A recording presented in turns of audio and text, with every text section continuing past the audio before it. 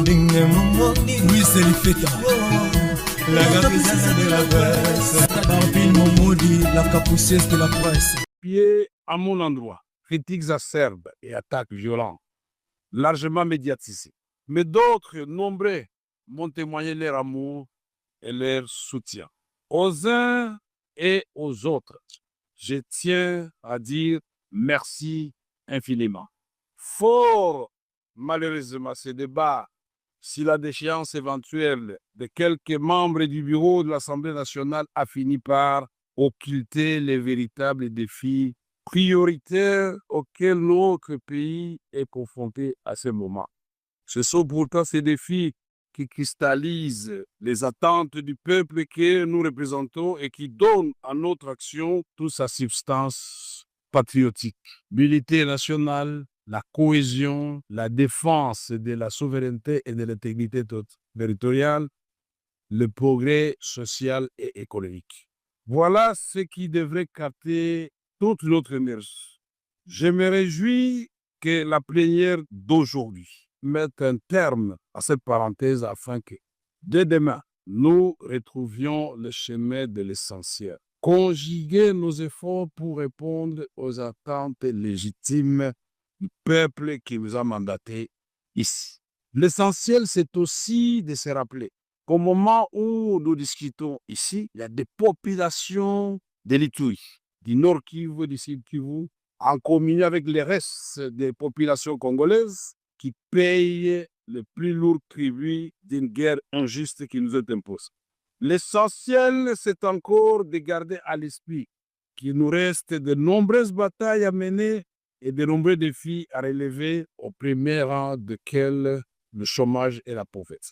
L'essentiel, enfin, c'est d'être capable de sacrifier une part de nos intérêts présents au nom de la construction radieuse d'un avenir collectif.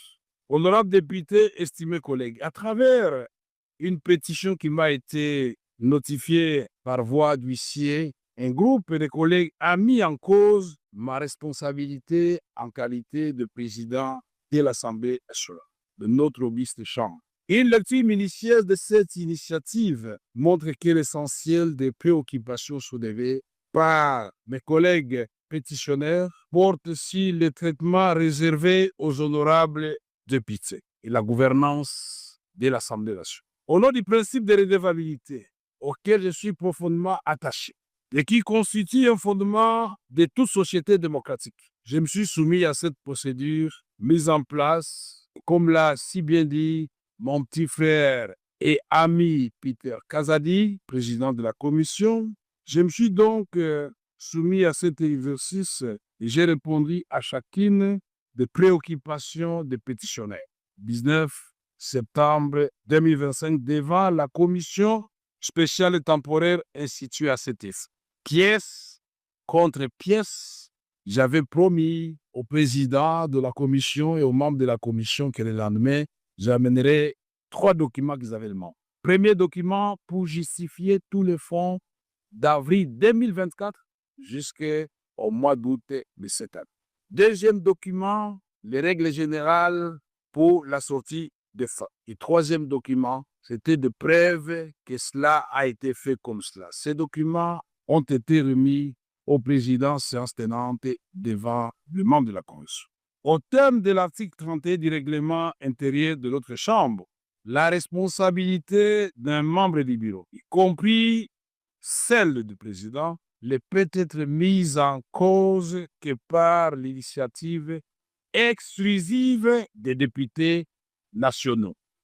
C'est-à-dire que le quorum de recevabilité lié au nombre de signatures ne peut être apprécié qu'à condition que la qualité de chaque signataire soit indiscutablement établie. Dans les cas contraires, par bon sens et par droit, l'initiative est frappée d'irrégularité et ne saurait produire aucun effet. Or, dans le cas présent, comme je l'ai relevé devant la commission, la pétition sous examen est entachée d'irrégularité. Le cas le plus flagrant réside dans le fait qu'elle n'est pas l'œuvre exclusive des députés nationaux. Honorables députés, estimés collègues, mieux que quiconque, porté par la conviction et l'amour de la patrie. J'ai activement œuvré à l'avènement d'une alternance pacifique dans notre pays et en faveur de son Excellence, M. Félix Tshisekedi Tshilombo, président de la République et chef de l'État.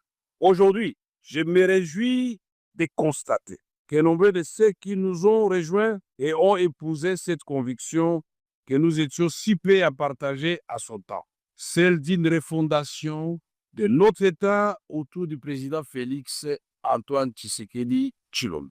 J'ai consacré l'essentiel de ma vie à la recherche de la consolidation de la paix, ainsi qu'à l'amélioration des conditions de vie de notre population.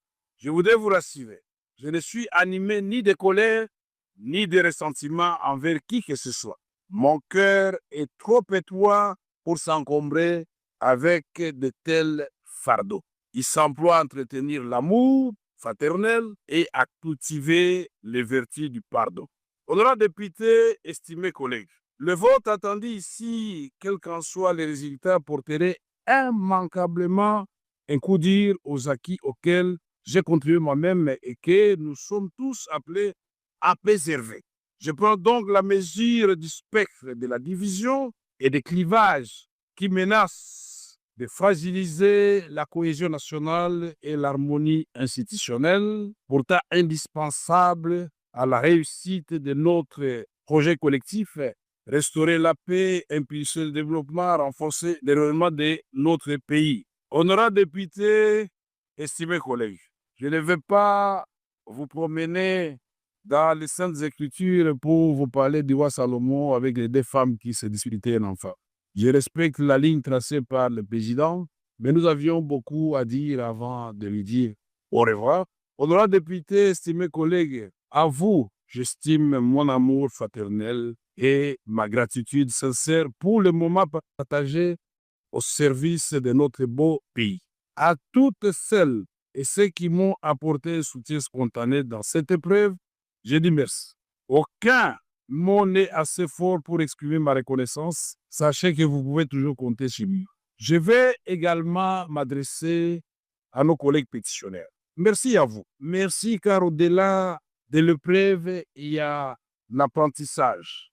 Chers frères et sœurs, ce qui nous unit est infiniment plus fort que ce qui nous divise. À votre démarche démocratique, j'ai apporté des réponses précises devant la commission spéciale et temporaire. Je n'ai aucun doute que notre lanterne à nous tous a été éclairée. Ma gratitude s'adresse aussi au personnel administratif et aux assistants parlementaires qui abattent un travail remarquable avec zèle et abnégation.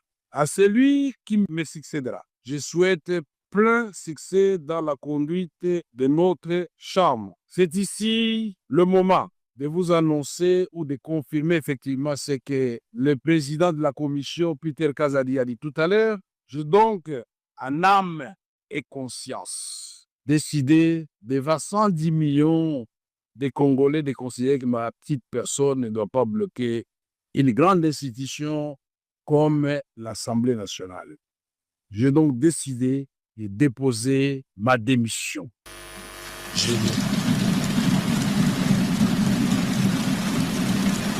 Que l'Éternel, Dieu des armées, miséricordieux, accorde la sagesse, la force nécessaire à celui qui va me succéder. Pour relever ces grands défis, je vous invite, vous tous, à lui apporter tout votre soutien. Enfin, un mot pour notre jeunesse parlementaire, pour lequel nous avions institué désormais un réseau de jeunes. Chers jeunes députés, vous êtes à la fois le présent et l'avenir de notre nation. Soyez toujours conscients de cette responsabilité. Ne commettez pas nos erreurs. Travaillez avec acharnement et discipline. Vivez pour l'histoire, chers jeunes. Que Dieu bénisse la République démocratique du Congo et son peuple et ses institutions. Que Dieu nous bénisse tous et que la nation triomphe. Merci.